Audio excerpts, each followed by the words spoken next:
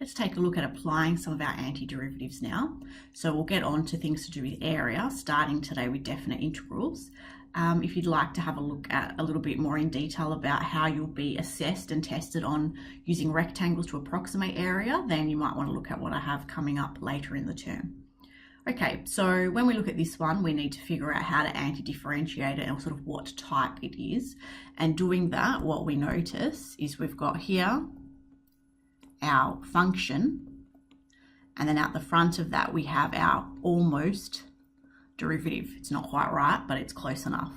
So we use the one that we were talking about the other day. So setting that up, writing down our integral, writing down our function piece, we write out the front what the derivative should be, which is 2x. But then we see we need 12x, so we need a scale factor of 6 to make this the same as the question we were given. And so now we're ready to anti-differentiate. Doing that, we leave the scale factor out the front, we open square brackets, and now we apply our antiderivative, which is 1 plus x squared to the power of 3 on 3 between 0 and 1.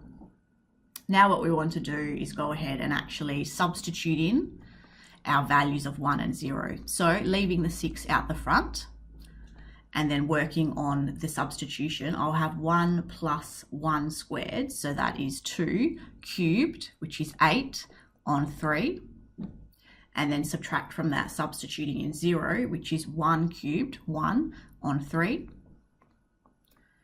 And so we end up with 6 times 7 on 3, and of course we end up with the 3 and the 6 cancelling down to 2, so that we end up with an answer of 14.